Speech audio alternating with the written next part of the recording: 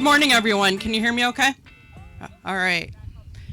My name's Christy Sprague. I'm a weed scientist. One of the crops I work in is small grains and basically wheat, right? So what we're here today, myself and Lauryn Wishowski, who's one of our newer master's students, talking about some of our research that we've been doing in wheat. And then one of the things I wanted to end up with is kind of letting you know about some of the winter annual grass problems that we've been seeing and just kind of get you aware of how to identify them and what are some potential ways to actually manage them. So those are kind of the key things for today. Today, first of all, I wanted to talk a little bit about some of the research that we've been doing with funding from the Michigan Wheat Program. Really what we've been trying to do is look at what are some of our more challenging weed problems and then kind of look at what are some maybe agronomic practices that we can do to help manage the weeds better. We all know that wheat is a very competitive crop with weeds. So a lot of times, you know, we've done a lot of research where we've put herbicides on and we compare it to our untreated control and you're like, well, why'd I waste the money on the herbicide, right? But there are some benefits to making sure that we have good weed control. Obviously, one of them is even if we do have some weeds out there that may not be super competitive, they are putting out seeds for the following year, right? So that can make it, increasing that weed seed bank that can make it more of a problem. So one of the things, again, that we've really been trying to stress on is looking at some of the different agronomic practices. And we just had a graduate student that finished, Katie Gwertz, and she looked at kind of some of the differences in our planting times that we have with winter wheat. We all know that we always try to get in there as early as possible, and usually that mid-September would be the ideal time. And looking at what are some of the benefits to having fall herbicide applications compared to spring, and then looking at what happens if we get delayed in planting. You know, we have a later harvest, whether it's soybeans or dry beans. Sometimes we're getting some of that, or we're delayed because of weather. We're getting some of those wheat fields planted late October and sometimes even the first part of November. So one of the things that we did over the last couple of years is really look at some of those fall applied herbicide programs that are out there, some of the things that we can use, things like Husky, Talinor, Culex, some of the grass herbicides like Osprey and Powerflex, and trying to see what are some of the benefits. Also, if we're seeing any issues with making those fall applications as the temperatures get colder, are we seeing any potential yield loss from some of those applications? Because we do know that in the spring, it can be a challenge to make those herbicide applications. First of all, our weather conditions aren't always stable, right? We get cold weather. We all know that we can, with some of our herbicides, get some pretty significant injury when we're making those applications. When those temperatures are below 50 degrees in the spring, we can see some setback on the wheat and can cause some problems, particularly with our group 2 herbicides, those ALS inhibitors, things like Osprey, Powerflex. We've seen some greater setback, and in some cases, under extreme conditions, can see some yield loss. So trying to manage some of those weeds in the fall. From our research, some of the things that we found out, usually, as you would expect, as you get later in the fall with your planting, you're trying to manage those weeds, whether it's with tillage or a good burn down application when you get that wheat planted. So we're kind of starting a little bit later so we don't get as much winter annual weed growth. With our spring applications, with our earlier planted, we did see pretty big differences in the amount of biomass, weed biomass, that we were able to suppress in the fall, particularly with those winter annuals. The one thing that I will stress is with fall applications, we do not have anything that would last long enough to be able to manage maybe some of the summer annual species like common ragweed and common lamb's quarter that we might see. But because of getting a really good start on weed control in the fall, what we've really been able to do is make sure that we have very good growth of our wheat, and what that does is help suppress some of those spring weeds that can come up.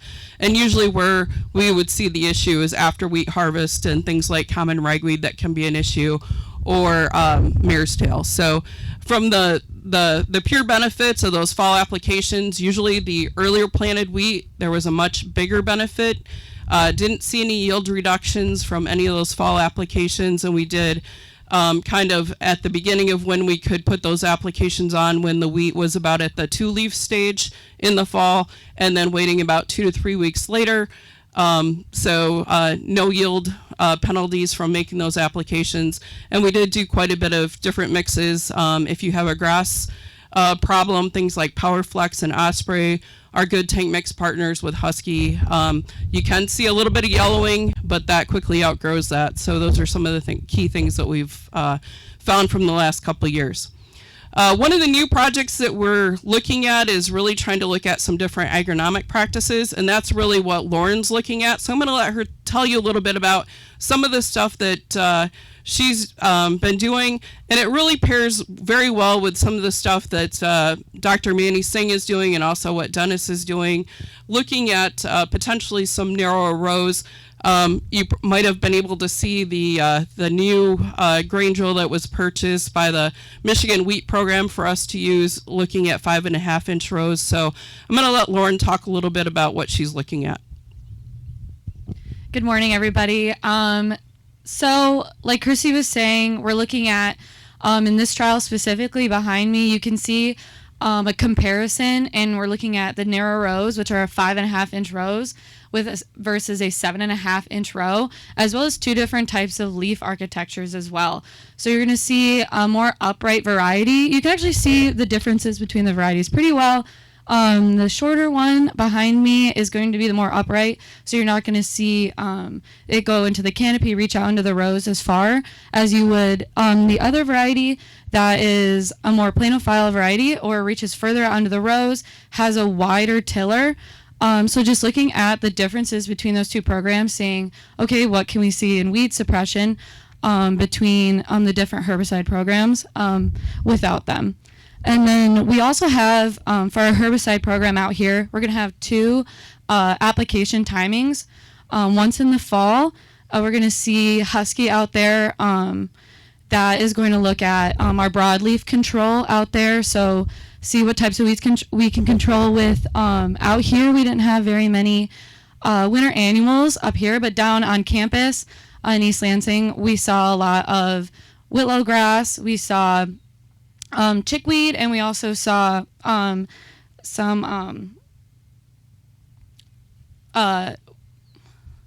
henbit. Thank you.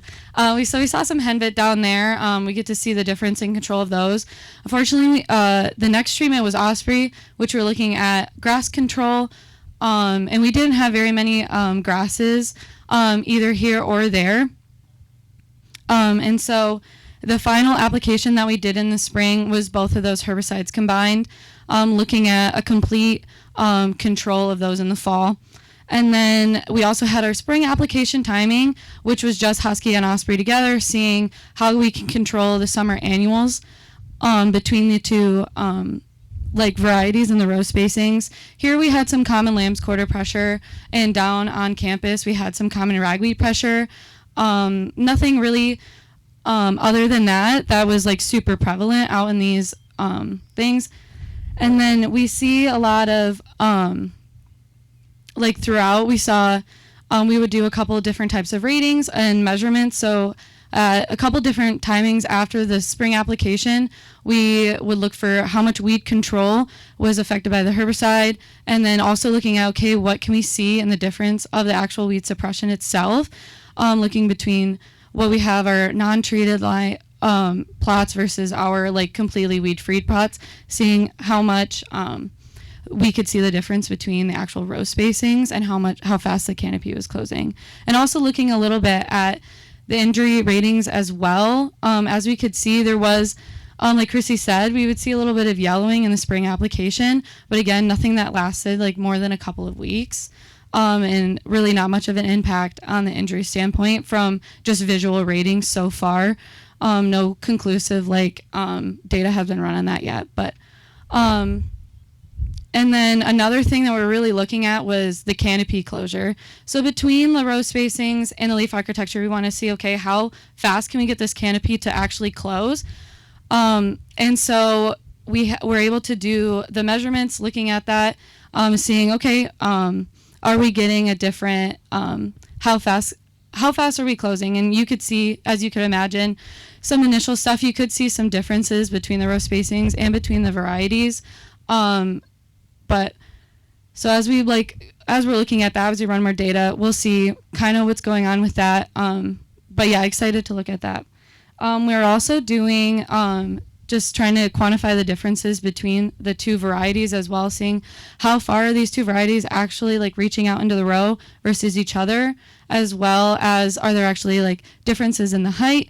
You can see like visual differences in the height here, and I think if you get up and close, you can also see, especially early in the season, we were seeing a lot of the differences that you can see between the two row spacings. We also are taking weed counts and biomass as we continue throughout the season.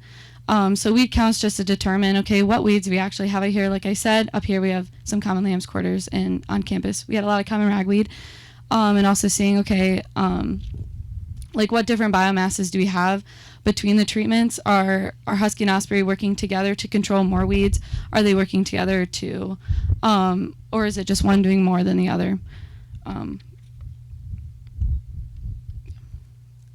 don't really know. There you go. Yeah, and so if you guys have any questions, just let me know anything more about that, but I'll hand it back off to Christy. Thanks, Lauren. So one of the things that we have done is we're using 2 soft white varieties here, and then we have 2 soft red varieties on campus. What we're looking for, we'll be doing, repeating this next year, hopefully. If you have any super weedy wheat fields, we're always looking for those. I know a lot of people don't want weeds, but we do, so we're really trying to figure out where that's at. So if you've got some of those, please let us know. We're happy to work with you. We like actually working on growers' fields, so that's one of those things. And I know as you go down further and hear from Manny, I know that's one of the key things that he's looking at. One of the other things I wanted to talk about today was looking out for what are some of our more potential new weed problems in winter wheat. Obviously, one of the weeds that we usually deal with are some of our more winter annual broadleaf weeds, but we are seeing more grasses. Typically, we haven't really been an area where we've put a lot of grass herbicides out on our wheat because it hasn't really been much of a problem, but we are starting to see more of that as an issue. So we have a few different weed samples up here, and I'm going to hold up a couple and see if anybody knows what they are, and then I'm going to talk about what are some of the 6 winter annual winter wheat weeds, grass weeds, that we should be looking for. So if I hold up this one, can anybody tell me what this one is? Anyone? Windgrass. Okay, so close. So one of these, the windgrass actually looks very similar to this as it starts to come up. One of the things as you're driving around the state and you're looking at wheat fields, all of a sudden you're going to see this golden colored grass that's going to be above the wheat canopy before the wheat starts to turn. This is actually rough stalk bluegrass, okay? So rough stalk bluegrass has become much more of a problem. Probably about 6-7 years ago, we did quite a bit of work looking at how to best manage it. Where we really started to see it was when wheat was in rotation with hay. A lot of times, some of those especially up in the thumb where they were growing a lot of alfalfa for some of the higher markets. That rotation, we tended to see rough stalk bluegrass showing up in that alfalfa and some of the different hay mixes, and then coming out into our winter wheat. So we did a lot of work on that. So we'll talk about what are some of the management strategies after we go through what some of these different grasses are. How about this one? Bluegrass? Okay. This one's actually downy brome. Okay. So downy brome, one of the things you're going to look for is it's going to have kind of this droopy head, and it's going to have these long awns, and we'll talk a little bit about what are some of the key identifications of that. These are one of the ones that we start to see. It really starts on the edge of fields. As you are driving around, keep an eye on this. You're going to see kind of this drooping head. That's going to be our downy brome.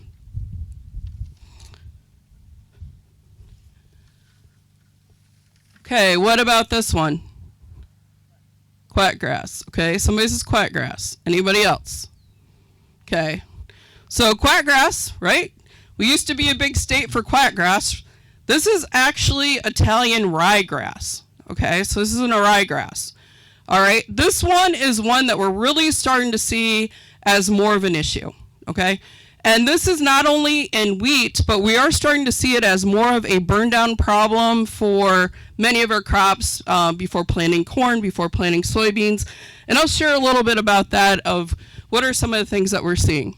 So as I mentioned, these are just a few of the grasses that we can see as being a problem in wheat. Obviously, roughstalk bluegrass is one that we just talked about. Just want to kind of talk to you a little bit about what are some of the key characteristics in identifying it. One of the things that we always need to look at when we're trying to identify grasses is the ligule, which is basically where the leaf attaches to the stem. Right there you will see in some cases a ligule on some of those grasses, and you can see that here. It's a basically a long pointed ligule, and that is one of the key characteristics. Another thing with roughstalk bluegrass is if you grab the stem and you run your fingers up and down, it feels like sandpaper. Okay, so that's kind of where it comes from, that name. It is actually a perennial, but it can act like a winter annual. And usually when we do see it, it really starts to come up in the fall and can be a problem. One of the harder challenges with controlling this particular weed is in the spring, it basically, once it starts to elongate, it goes to flowering fairly quickly. So if we're into May, sometimes we've missed the critical window to make sure we have control. So once a lot of these grasses start to flower, we really have difficulty in controlling them. So that's where some of our fall applications have really been beneficial into controlling some of these grasses that emerge in the fall. Okay, the next one. This is one that you guys probably have all seen in your winter wheat. That's annual bluegrass. So annual bluegrass, the one thing that's quite a bit different about annual bluegrass than a lot of these other grasses is it doesn't really get to be that big. It really is often anywhere from mostly probably 3 to 6 inches tall, right?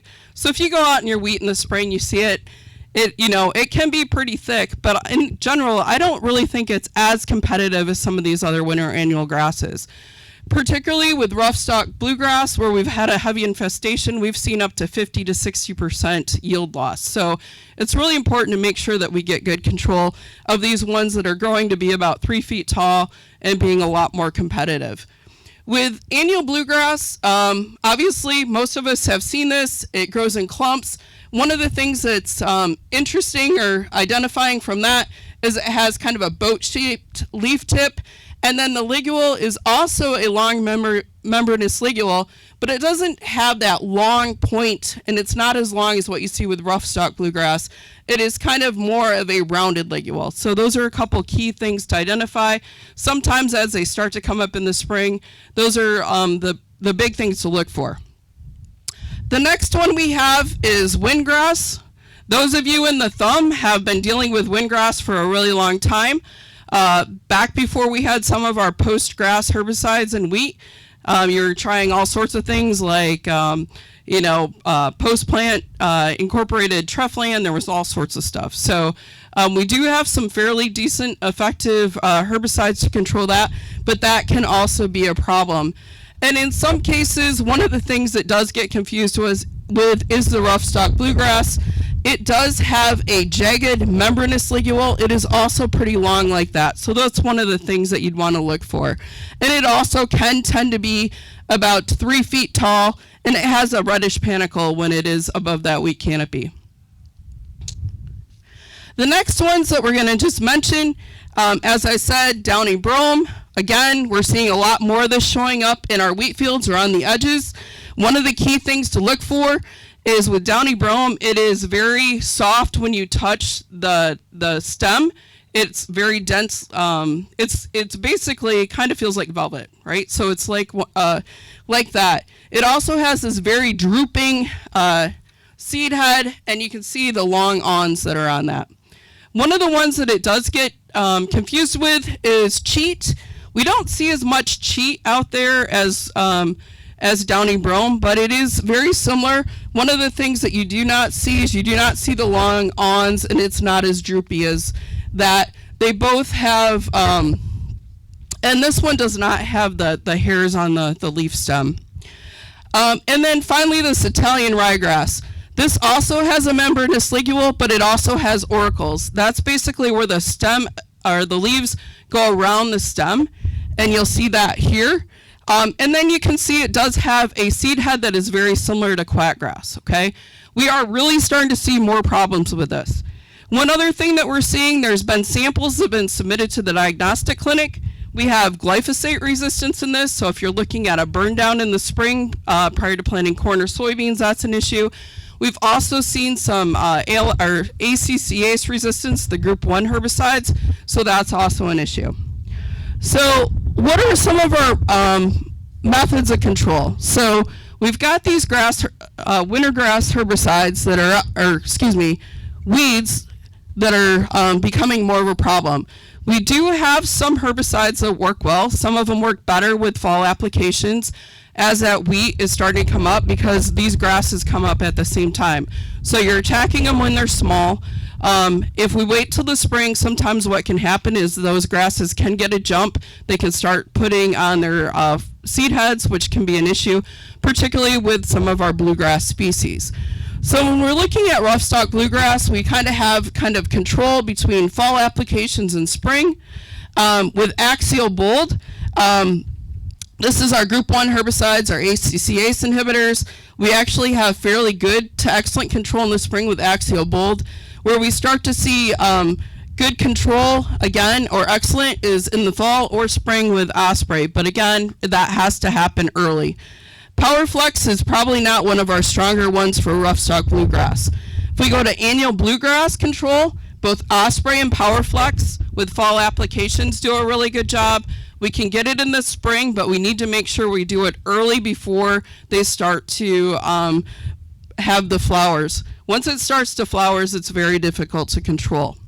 Windgrass, we've seen very good luck with our fall applications with both Osprey and Powerflex, and we've seen some decent results with axial bold in the spring.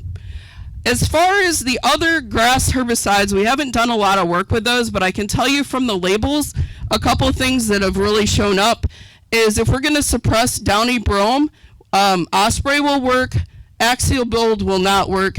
We can get some control, fairly decent control with Powerflex in the fall. Again, these are some of the labels. Indications. Cheat would be a very similar one if you happen to see that. And then with the Italian ryegrass, all of these herbicides are labeled for control, but remember we are starting to see some group 1 resistance in this weed. So if we have that show up, the axial bold won't work. So those are kind of some of the key weed problems that we have. So just wanted to kind of make you aware of it as you're driving around looking at your wheat fields. If you start seeing things above the canopy, make sure you get them identified and start thinking about what are some of the things that you might want to do for next year with your herbicide program to make sure you get them under control. So with that, I think we're kind of out of time. Anybody have any questions? Yes.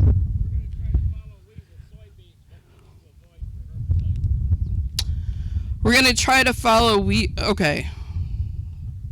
So you're going to be following soybeans. Oh, you want a double crop? Okay. So that's a great question. So double crop, most of our herbicide labels have a 3 to 4 month rotation restrictions. Some of them are 10 month. So probably our least restrictive are, if you're looking at grass herbicides, axial bold and Osprey. Powerflex has a little bit longer. With Husky, we're looking at about 4 months. So these are some of the things that we need to think about. So if you're thinking about double cropping, that's another reason you may want to think about making herbicide applications in the fall. So that's another thing to think about. We also know that with our fall applications, we have better options for frost seeding red clover, if anybody wants to frost seed red clover into their wheat crop. Yes, the more rain you have greater opportunity for that herbicide to degrade and break down. When we're dry, it tends to stick around longer. But again, in our weed guide, we have our rotation restrictions table. We also have some more information on what cover crops can be planted after some of our wheat herbicides too. Any other questions? Yeah, any experiment you do, we're keeping the populations about the same? With any of our experiments, Uprights versus bushies, narrow row. so that's what we're looking at. So we're in the process of collecting that data. We're hoping that with the narrow rows, or even with just the more kind of more bushy varieties, we're getting a little bit more weed suppression. And then a lot of times with that reduced growth, we do see some reduced seed inputs for the following year. Great question. Any other questions? All right. Thanks, Christy. Yeah, let's give her a hand. All right, the next stop will be soil fertility, and we're going to move on down to this way. So if you want to load up on the wagons again, and we'll get headed to the next stop. Thanks.